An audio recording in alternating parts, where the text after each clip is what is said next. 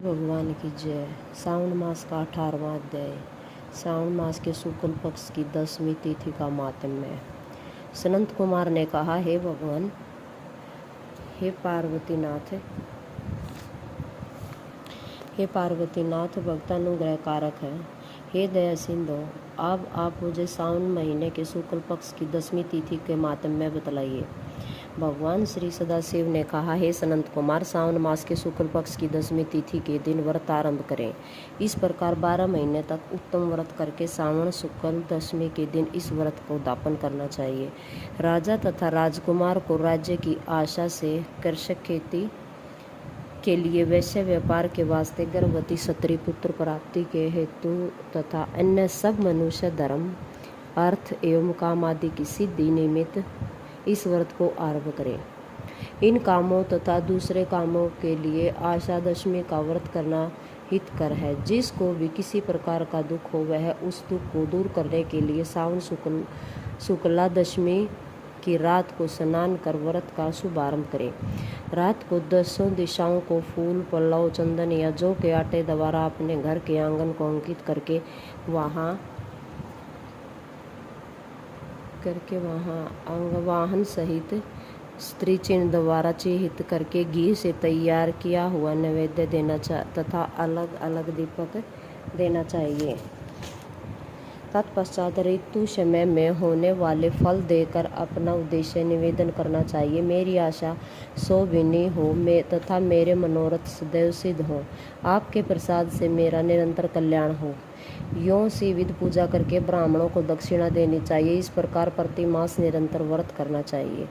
हे तात, 1 वर्ष तक व्रत करके उद्यापन करना चाहिए। सोने, चांदी या आटे की दिशा रूप देवताओं की प्रतिमा बनवाकर अपने सगे संबंधियों के साथ स्नान आदि करके वस्त्राभूषण से अलंकृत हो अपने घर के आंगन में मन से दिशाओं का क्रमशः आह्वान स्थापना पूजा करनी चाहिए। दिशाओं के तंत्र यह है, हे इंद्रिय दिशा 10 दिशा रूप देवता, सूर तथा असुर नमस्कृत इस संसार का स्वामी इंद्र आपके पास निवास करता है, ऐसे आपको नमस्कार है। हे आग्नेय, अग्नि देवता के रहने पर आप आग्नेयी कहा जाता है। आप तेज स्वरूपा पराशक्ति हैं। हे अग्नि, मेरे लिए आप वरदायत्री हो। हे यामे, धर्मराज आपका आश्रय लेकर इस सारे संसार को दंड देते हैं, अतः आपको शैमनी कहते हैं। हे शैमनी, आप मेरे लिए उत्तम कार्य को देने वाली हो। हे आशे, हाथ में खड्ग लिए अत्यंत विकराल रूप मृत्युदेव नृत्रय स्थान में आपके पास निवास करते हैं, अतः आप नृत्रय रूपा हो। हे नृत्रय, मेरी आशा को पूर्ण करो।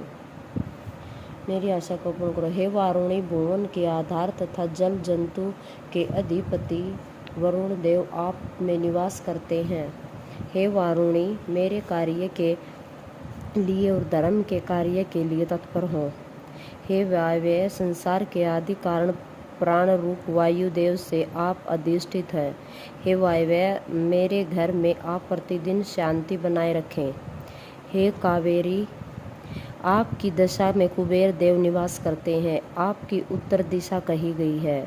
मेरे मनोरथ को पूर्ण करो। हे ईशानी, आप जगदीश शंभु से अलंकृत हो। हे सुबे, हे देवी, मेरे वांछितों को परिपूर्ण करके आपको नमस्कार है। सारे संसार के ऊपर निवास करने वाले सदा कल्याणदाता सनक नंदन, सनातन और सनत कुमार आदि मुनियों के साथ रहने वाली आप सदा मेरी रक्षा करें। सब नक्षत्र ग्रह, तारागण, नक्षत्र माता, भूत प्रेत, विनायक तथा भक्ति युक्त मन से जिन देवगणों का मैंने पूजन किया है, वह सब देवता सदा मुझे अभिष्ट सिद्धियां देने वाले हों। सांप तथा नेवले से नीच के लोक में आप सेवित हैं।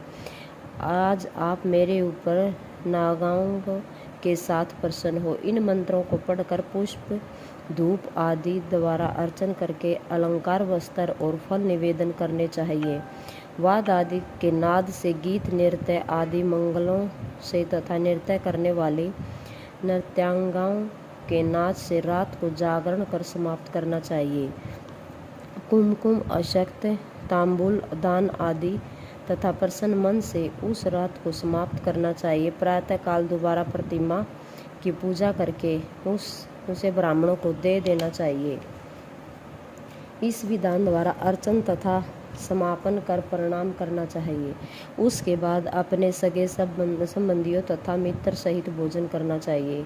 हे सनंत कुमार, इस प्रकार आदर से जो दशमी का व्रत करता है वह अपनी सब इच्छाओं की पूर्ति कर लेता है। हे सनातन, व्रत विशेष रूप से स्त्रियों द्वारा करने का है, क्योंकि संसार में स्त्री श्रद्धा तथा नाना इच्छाओं से युक्त रहती हैं।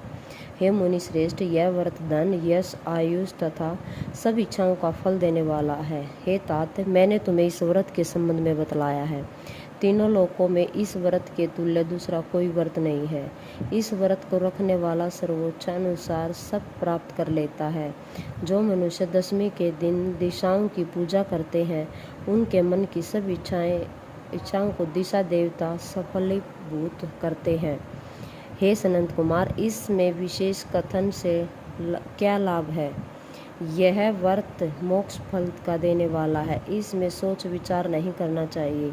बस इतना करना ही पर्याप्त है कि इस व्रत के तुल्य न कोई व्रत आज तक हुआ है और न आगे होगा। बोलो शिव जी भगवान की जय।